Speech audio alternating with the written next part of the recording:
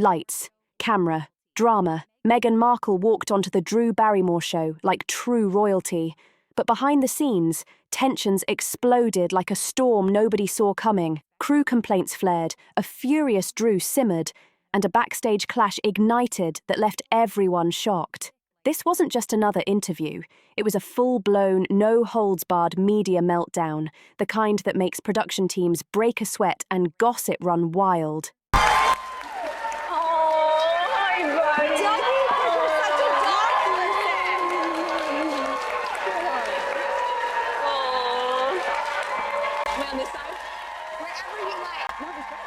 What should have been a cheerful, upbeat day on the Drew Barrymore show turned into a chaotic spectacle, completely unexpected. Thank you for coming here. I've been watching your show with love, which is really, really wonderful. Even before Meghan Markle graced the studio floor, something felt off. Crew members whispered about a strange static in the air, a kind of royal tension that hung thick like a fog settling over the set, heavy and suffocating. The vibe was instantly different. Then came the staggering, jaw-dropping list of demands from the Duchess herself. Forget ordinary celebrity requests. Meghan didn't just want good lighting. Oh no. Every single angle had to be perfectly calibrated to flatter her from every perspective. The seat had to be meticulously adjusted to avoid any hint of awkward posture. Even the interview questions, every single one was scrutinized, heavily reviewed, and restructured by her team to steer clear of anything remotely unscripted or spontaneous. Producers were reportedly on edge, scrambling to fulfill every directive. One insider called it the most high-maintenance guest appearance they had ever experienced. Tension hung in the air so thickly that seasoned professionals were seen triple-checking everything from lighting cues to studio temperature, afraid of another abrupt correction from Meghan's camp. And perhaps the biggest eyebrow-raiser of all, Meghan's insistence on being formally introduced as Meghan Sussex. Not Markle, not Meghan. Sussex. So again, it's like, I know this is really you. Oh, yeah. Because Harry, may I call him Harry? Yeah, I call him H. Yeah, yes, of course. Okay. That's his name. Mr. Sussex?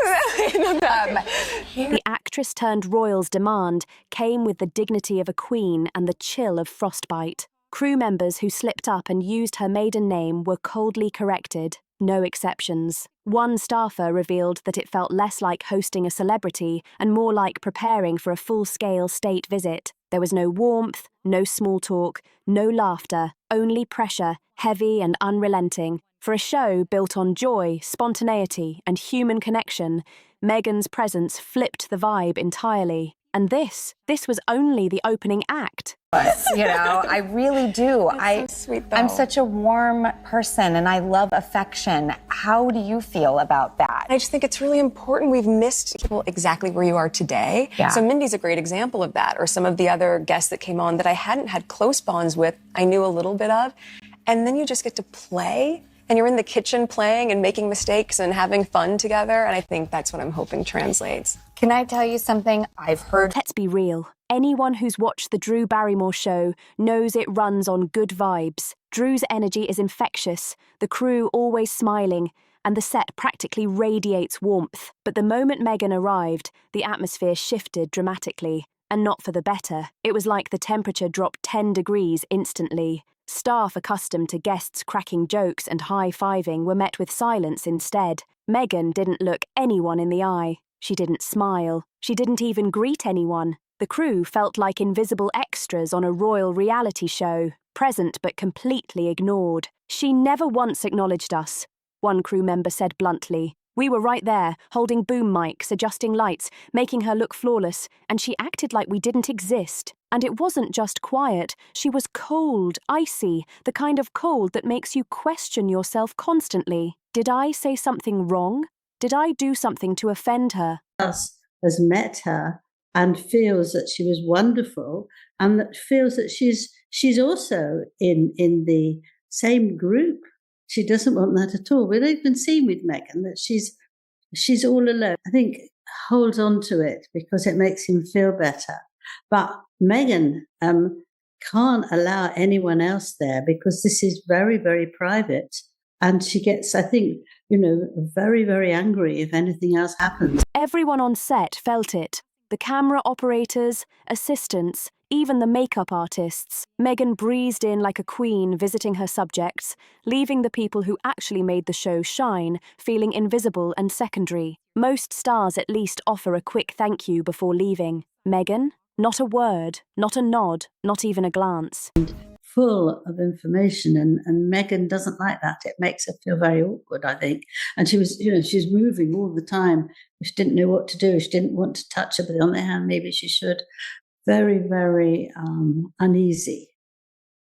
One techie joked afterward. She looked past me like I was a potted plant, and I was holding her mic. The crew, known for being the friendliest in daytime TV, were left deflated. Some admitted it was the most uncomfortable shoot they had ever experienced. No laughs, no banter, just stiff, awkward silence. And when the cameras stopped rolling, Meghan vanished. No lingering, no hugs, no great job, guys. Just a quick exit, like she couldn't leave fast enough. She came in like royalty, one staffer said, and left like we were beneath her. Whether it was nerves, a bad day, or simply her aura, one thing is certain. Meghan left a chill in that studio that nobody will forget anytime soon. A freeze that lingered long after she walked out. The anticipation was sky high. Two powerhouses, Drew Barrymore, queen of feel-good TV, versus Meghan Markle, duchess and headline magnet for everything from royal drama to social justice. Sparks were expected,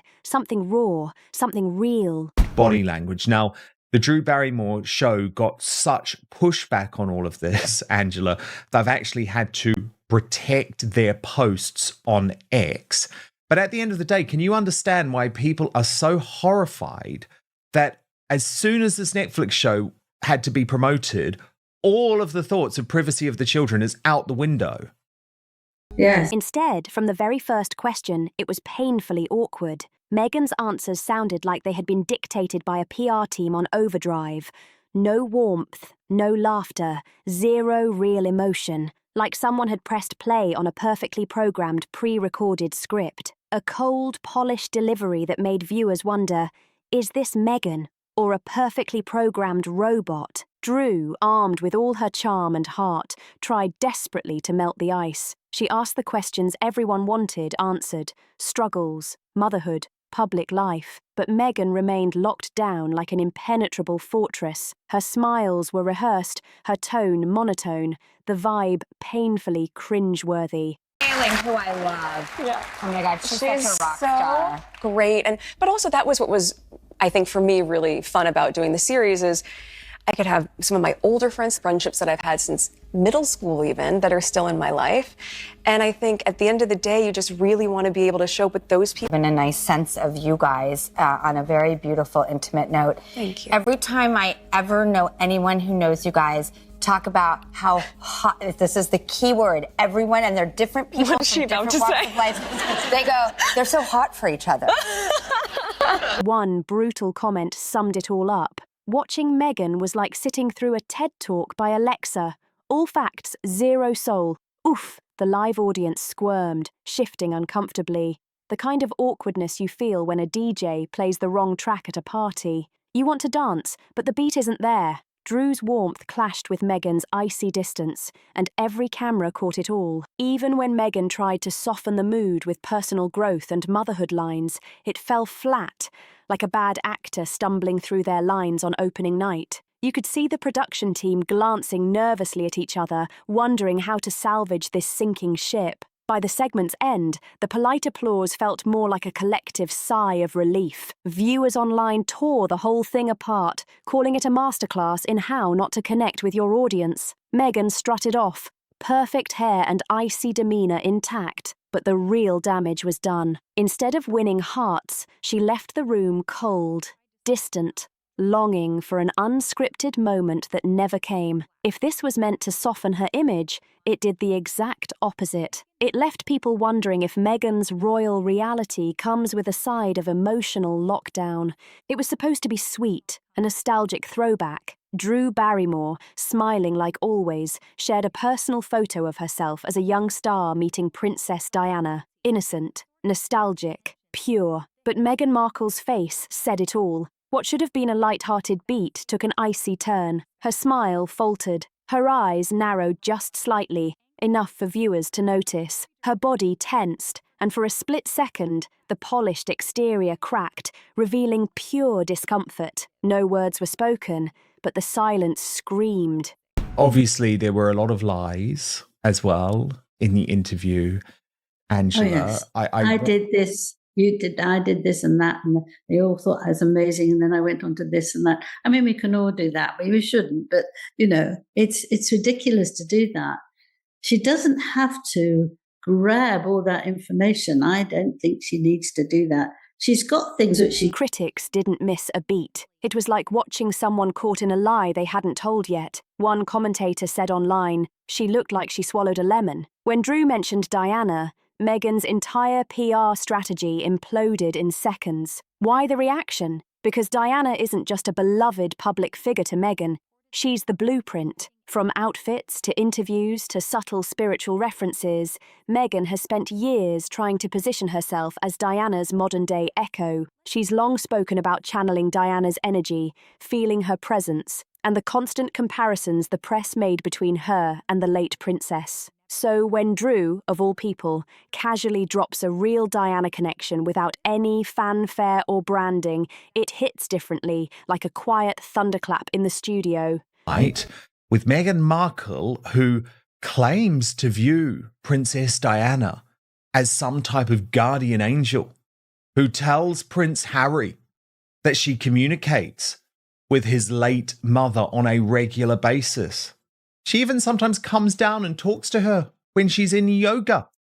But the moment that Drew Barrymore... No theatrics, no desperate symbolism, just a subtle, authentic flex that lands harder than any scripted PR move. And Meghan, she looked like someone who realised in that instant that she wasn't the main character for once. This wasn't just awkward, it was a reveal. A crack in the carefully polished facade, a moment where the air thickened and Meghan's carefully curated Diana-adjacent identity seemed to slip, just for a breath. Because no matter how many Netflix deals you sign, magazine covers you grace, or carefully staged photo ops you land, you cannot manufacture a real connection. Diana didn't need theatrics. Her presence was immediate. I'm very lucky. I am married to the funniest, sweetest, most charming.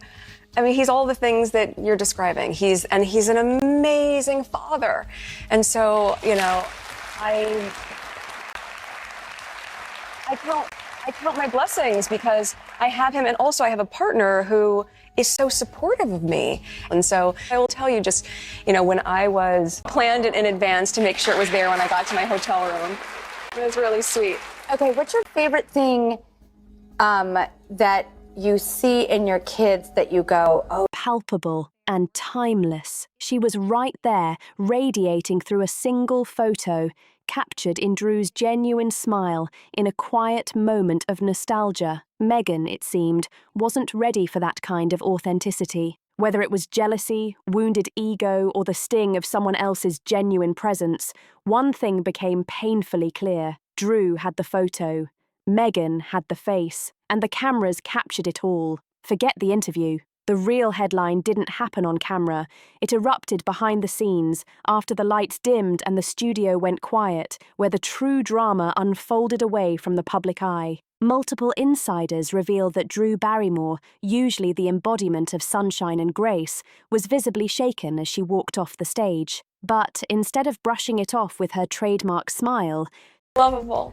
He's easy to love. He's been through extraordinary things. He's come out the other side. I admire some rebelliousness. I have some too. I think he's so amazing. I've been such a uber fan of his, and I don't know him at all, but watching as we've all watched him, I got to meet his mom when I was 7 years old. Oh, I didn't very American accents, but they say words that are just like him, and I think it's adorable. Zebra's a good one. Zebra, I love it. Okay, it suits Paul. She did something nobody expected. In a rare, raw moment, the beloved host lost her cool, and she wasn't holding back. Eyewitnesses say Drew pulled Meghan aside in full protective mode. This wasn't a polite, casual backstage chat. It was Drew Barrymore channeling the fierce boss everyone hopes exists when their team is mistreated. "You cannot treat my staff like this," Drew reportedly snapped, her voice sharp, trembling with emotion. The bubbly, sweet Drew everyone adores suddenly transformed into a firebrand, standing tall for her crew. Her words cut through the tension like a knife, slicing the air with authority and righteous fury. To me, it is thoughtfulness, behavior. Yep. How we show up for each other, how we invite people in.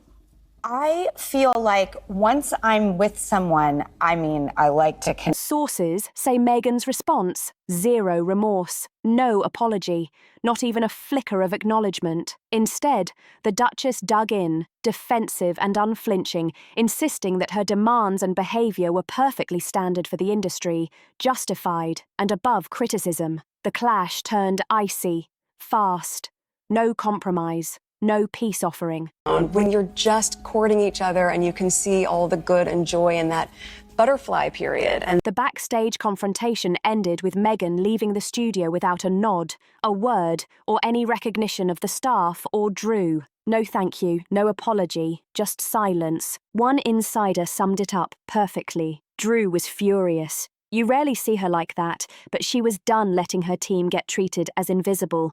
Okay, so that's enough of her because it was fun, but we have to move on. You don't go out and buy a life jacket when the boat is sinking, and you don't buy gold when the economy has already collapsed. Clearly, others are heeding this advice as gold hit all-time highs already this year.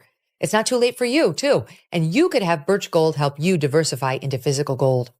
While Meghan strutted around like royalty, this explosive showdown has left the entertainment world buzzing. Was this the real reason for the frosty vibe all day? A princess who expects the world but refuses to acknowledge the people who make that world turn. One thing's for sure, Drew Barrymore proved she isn't someone to mess with, especially when it comes to defending her people. The moment the awkward interview hit the airwaves, the internet erupted, but the real chaos, the behind-the-scenes tea that spilled afterward, was even juicier. This is not how any normal working mom. She's not a working mom. What is she working at? She's done this special, and she did that other lame podcast, like 12 episodes. That's it. Someone does all the work. Literally, somebody has bought the Le Creuset. Somebody has prepared the chicken. Someone has cut the vegetables and the fruit for her. She hasn't touched a thing except for those probably 2 hours a day she's on camera to do these ridiculous faux. Viewers didn't just comment on Meghan's stiff, robotic answers. They went after her personality. Clips of her icy demeanour flooded social media, accompanied by comments calling her fake, entitled, and emotionally cold. Once whispers about her backstage diva demands leaked, the internet went full meltdown mode. One savage tweet went viral, summarising the sentiment perfectly. You learn a lot about someone by how they treat the people who aren't stars on camera. What's your favorite thing that you see in your kids that you go, oh, that's their dad? Like, oh, some of the words that they still say with them are, Papa can say, here's Mama reading your bedtime story. You find ways to show up for each other. And if that's the one thing that I can convey through the show or through As Ever as a brand, I want people to know you can show up for each other because you know how good it feels when someone shows up for you. So thank you for I was so excited to do this. And also, we're gonna make some cookies. Oh yeah. and I literally. Meghan failed that test spectacularly, and Drew, she wasn't about to let it slide. Fans and critics alike jumped on the bandwagon, dragging Meghan like never before. The story wasn't just about an awkward chat, it was about a diva acting like royalty while ignoring the people making the show happen. Okay, I want to get my thoughts together. She talks about, okay, this is the moment, SOT 8, that we want to see. Let's play it. This wasn't Meghan's first time earning side-eye for diva behaviour, but this time, the receipts were undeniable. Social media memes, scathing comments, and hashtags like TR Team Drew and No Thanks Meghan started trending hard. People praised Drew for standing up for her crew, calling her the real queen in a world full of fake crowns. Yes. This is all reportedly that his staff hadn't come up with decks and plans for her new shows, right? They were all supposed to do the conceptualizing, the execution of the vision, Meanwhile, Meghan's public image only took a hit. If she was trying to soften it, she poured gasoline on the fire, and the internet isn't letting her forget it anytime soon. The drama on the Drew Barrymore show wasn't a random mishap. It's part of a deeper, darker pattern we've been seeing from Meghan Markle for years. Fans often paint her as a strong woman unfairly targeted by the media. But behind the scenes, former colleagues and insiders tell a very different story. Worked for Meghan Markle and Prince Harry refer to themselves as the Sussex Survivor Squad. Some of the former staffers have come forward revealing what they call the truth behind the couple that caused so much friction in the royal family. Within the book, former advisors refer to Meghan as a narcissistic sociopath. They describe a woman whose charm fades to reveal someone demanding, cold, and yes, sometimes downright difficult to work with. That backstage clash with Drew wasn't a one-off meltdown. It's another piece in a long string of incidents where Meghan's alleged behaviour crossed the line. Palace insiders are no longer staying quiet. Valentine Lowe's courtier dropped bombshells. Former Palace staff, nicknamed the Sussex Survivor Squad, revealed Meghan's reign behind palace walls was far from fairy tale perfect. They don't hold back. Words like narcissistic, sociopath, and bully appear in their accounts. The Duchess of Sussex reportedly complained about not being paid for a walkabout in Fiji, with one advisor saying working for Harry and Meghan was like working for teenagers. One insider claims Meghan could be cold and ruthless, barking orders and pushing staff to tears. It's hard to imagine the poised Duchess we see on TV causing so much emotional damage, but according to insiders, that was daily life. Shockingly, Meghan allegedly threatened to break off her relationship with Prince Harry if he didn't make their romance public on her terms, a strategic PR power move, turning private love into a carefully crafted story. Low that when Harry and Meghan started dating, she threatened to dump the prince. The source said, she was saying, if you don't put out a statement confirming I'm your girlfriend, I'm going to break up with you. And that before the two were even engaged, she told one of Harry's staff. One aide even recalls Meghan telling staff she would be one of Harry's bosses before they were even engaged. A bold claim dripping with ambition and control. And this isn't just a palace problem. The same controlling energy appeared on the Drew Barrymore show. From demanding specific lighting to ignoring the hard-working crew, Meghan's icy demeanour was impossible to miss. Whether in the royal corridors or on a TV set, her attempts to control the narrative and everyone around her left people frustrated, exhausted, and ready to push back. It's a stark contrast. A woman preaching empathy and empowerment in public, yet reportedly ruling with an iron fist behind closed doors. Staff members at all hours of the day, specifically mentioning a Friday night dinner. Every 10 minutes, I had to go outside to be screamed at by her and Harry. It was, I can't believe you've done this. You've let me down. What were you thinking? It went on for a couple of hours. You could not escape them. There was no lines or boundaries. It was the last thing at night. According to courtiers, Meghan and Harry's dramatic royal exit wasn't spontaneous. It was carefully choreographed. They anticipated pushback and crafted a victim narrative to explain their departure, including the Oprah interview, just one carefully polished chapter in a bigger, long-planned story. So disillusioned that they began to suspect that even her most heartfelt pleas for help were part of a deliberate strategy that had one end in sight, her departure from the royal family. When the couple did decide to make their royal exit out, according to the book, Harry emailed his father, the now King Charles III, and told him he wasn't happy and they wanted to live in the US. The palace quietly launched a bullying investigation in 2021, but the results were buried, never made public. HR policies were updated behind closed doors, but no official statement emerged, perhaps to avoid scandal or because the damage was too deep. Even Prince William reportedly stepped in to console emotionally drained staff affected by Meghan's alleged behaviour. According to Valentine Lowe's book, Harry believed her courtiers got in the way. But as we all know, Meghan and Harry's infamous interview with Oprah Winfrey in March 2021 paints a different story. The two made bombshell allegations about family members and why they chose to leave the monarchy. Or was a mood. This goes far beyond rumours. Just when viewers thought Meghan Markle's media playbook couldn't get more calculated, she shocked audiences by dragging her children into the spotlight, not for a tender behind-the-scenes family moment, but smack dab in the middle of a promotional tour for her Netflix series, With Love, Meghan. Which would be different from protocol, and that he wasn't going to receive security. What? It was really hard. Look, I was really ashamed to say it at the time and ashamed to have to admit it. What should have been heartwarming quickly veered into what many are calling outright exploitation. She spoke about Archie and Lily with sugary anecdotes and even flashed clips of them on screen. But the timing felt highly suspicious. These weren't intimate documentary moments or genuine vlogs.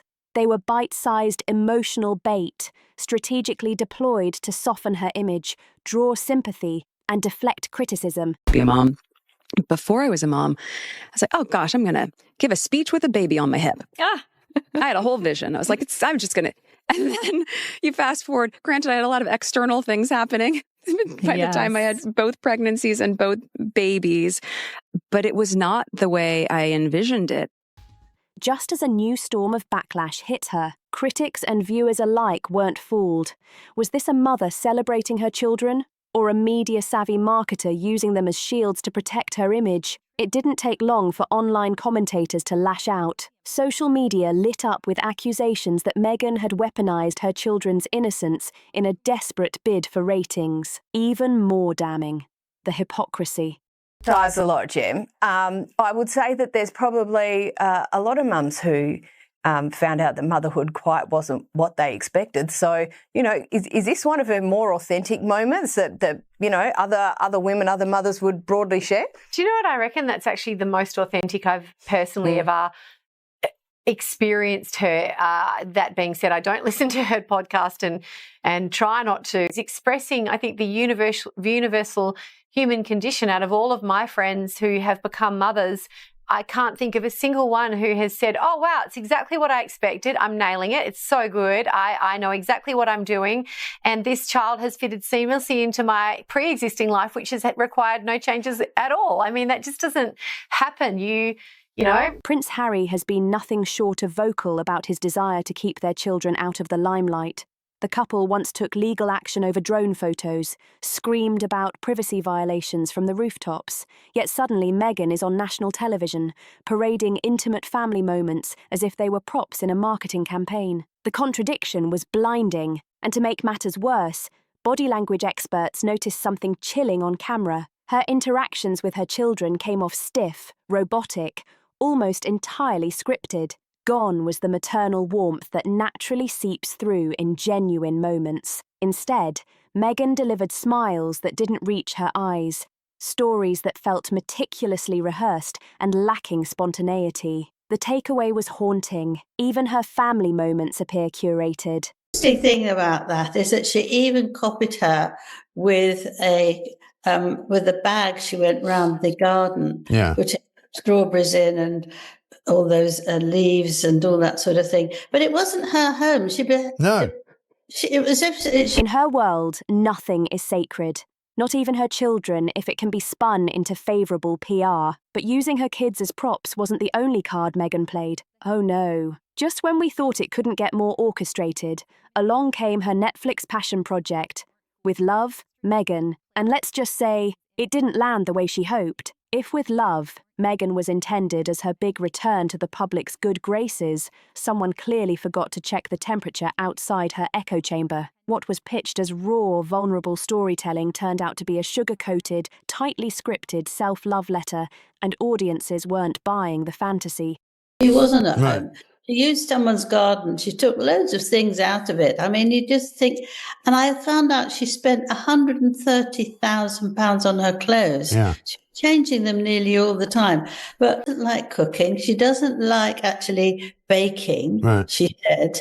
But she likes fiddling with all the... She likes arranging fruit, you know, I mean... From the very first episode, it became clear this wasn't a revealing portrait of a misunderstood woman. It was a glossy brand repackage, soaked in victimhood, passive-aggressive digs at the royal family, and cringe-worthy scenes screaming control-freak energy. Critics had a field day. Some compared it to a Hallmark movie with a god complex. Others said it felt like Meghan had hired a team of image consultants to script every line, every outfit, every emotional beat. Less authentic revelation, more strategic manipulation. Watching it was like witnessing a high school drama queen direct her own biopic, complete with tragic music and lighting filters dialed to melancholy chic. Well, anyone who's been to enough children's parties and blown up balloons, after a while you end up having to buy one because you get fed up blowing up hundreds of balloons. Yeah, everybody knows about it. But she's like a lot of these people, that they discover something as if they're the first person that's discovered it. Yes. The other one was that how to wrap something. And she had a square box and she said, you must never. The backlash was swift and brutal. Accusations of racial exploitation began to surface. Viewers and commentators noted how Meghan leaned heavily into her biracial identity only when it served her narrative, using it not to educate or inform, but as a shield against accountability. What could have been an honest examination of race and royalty instead felt like armor to deflect criticism. And as if that weren't messy enough, a suspiciously glowing article appeared in the Daily Mail, bizarrely out of step with the publication's usual tone. It tried valiantly to frame the series as groundbreaking and heartfelt, but readers weren't fooled. It reeked of a planted puff piece, prompting even more mockery online. Deeply irresponsible, you might say. But that's the problem when you get an amateur who doesn't know how to do any of this stuff. Angela, I also wanted to ask you about Meghan's clothes. I'm pretty sure Meghan has spent enough time close to British culture to know that a lifestyle series of this type would open her up to exactly the kind of cynical criticism that she's receiving. One viewer wrote, "The show was fake, the article was fake, and I want my time back." In the end, with love, Meghan wasn't a love letter. It was a carefully airbrushed vanity project that backfired spectacularly. Instead of rewriting her public image, Meghan highlighted every trait critics have warned about for years: manipulative, image-obsessed, self-pitying, and unable to let go of the need to control the narrative. Perhaps worst of all, she dragged her children into the fray, treating the sacred bond of motherhood as just another scene in her ever-growing brand story. Missing out. It is unbelievable, isn't it? And mercifully, Harry's only in it very briefly as well. He appears holding a glass of Bucks Fizz, I think, doesn't he? Yeah, right at the end, 3 minutes he got, which is actually really mean. She wants to prove that she can. When you stitch this all together, from palace insiders to Hollywood insiders, it's clear Meghan's public image is carefully curated PR. But behind the scenes, the trail is littered with bruised egos and strained relationships. Supporters say she's fighting old systems. Critics see a consistent pattern of cold control and cruelty that can't be excused away. And he says the big story of the With Love fallout has not been the fact of the criticism, but the brand names printing it. Jaw-dropper after jaw-dropper, of which this is probably the biggest sting. But I mean, there are others that... This isn't about misunderstandings. This is who she really is. When the cameras stop rolling, the truth emerges. Audiences today crave realness. Not rehearsed answers, not perfect Instagram posts. Meghan's disconnect between image and reality is glaring. Drew Barrymore's words still echo, "You can't do this to my staff." That wasn't just a warning, it was a line drawn in the sand. She's been accused of racism for the way that she mocked Mindy Karlin's accent. She's been absolutely slammed for her horrendous fake dancing, which I think we can see here. And I always just think, Angela, please, God. Meghan Markle's biggest challenge isn't managing headlines, it's managing how she treats the people who make those headlines possible. Until she faces that truth, the story of difficult behaviour isn't going anywhere, and every new incident just adds more fuel to the fire. And that she is very, very close friends with Meghan. He really believes... Exactly, because there's an expert who's actually gone into this watch. For years, Meghan Markle sold the world a story, a tale of grace, compassion, and carefully staged vulnerability. The woman who spoke of healing and kindness on global stages, who championed women's empowerment and social justice, became a poster child for modern royalty with a humanitarian twist. But then came Drew, one tense afternoon backstage at the Drew Barrymore show, cracking that polished facade wide open. Suddenly, the woman who talked about love and light was accused of snapping at staff, rolling her eyes at crew members, and walking off without so much as a thank you. The same woman who once said, "It's not enough to just survive, you've got to thrive," had just survived a very public confrontation, and she absolutely did not thrive. This other person, all the time, she can't bear it if anybody actually has done more, said more, seen more than she has herself. She preaches compassion, but shows cruelty. One longtime media strategist said bluntly, "How many chances does she get before people start seeing the pattern instead of the PR? This wasn't just a slip-up. This was a reckoning. Audiences are no longer buying what they can't feel. In an age where authenticity reigns supreme..." With Harry, who does believe that she's up there in the clouds and telling him which... The public has grown weary of curated sob stories and Instagram-filtered activism. They want real, they want raw, they want proof, and more importantly, they want consistency. Are criticising the show. Now, as the Daily Mail itself has just pointed out, Angela, the criticism is coming from everywhere. It's coming from across the political spectrum. So when Meghan Markle, the self-declared champion of kindness, leaves chaos in her wake, from palace hallways to talk show green rooms, the world asks, is the brand real, or is it just branding? Because if you're going to walk around wearing a crown of virtue, you better make sure it doesn't slip in front of the cameras. Drew didn't need a headline. She didn't need Instagram posts or a carefully worded PR statement. She didn't even need to raise her voice past that one chilling line. "You can't do this to my staff." That was it. That was the mic drop. In an industry where silence often masks cowardice, Drew's silence roared. And in that quiet, she claimed the real win, not for clout, not for clicks, but for the people who show up every day without glam squads or entourages. I met Diana. She did have this amazing aura. She makes you feel, you almost can't speak. That she's so beautiful and her eyes are so piercing. But her crew, her family. While Meghan Markle walked off the set wrapped in controversy and entitlement, Drew stayed rooted, poised, professional, and fiercely protective. The woman America grew up watching as a child star, who reinvented herself through fire and fragility, showed the world she's not just lovable, she's lethal when defending what's right. And she didn't need to say another word. Hollywood insiders were already whispering. Viewers were already cheering, because in that one moment, just seconds after the camera stopped rolling, Drew Barrymore reminded everyone exactly why she survived in this brutal industry for over 4 decades. Not because she's sweet, but because she's strong. Not because she plays nice, but because she stands tall. While Meghan scrambled to control the optics, Drew didn't have to lift a finger. Her reputation spoke. Her integrity did the talking.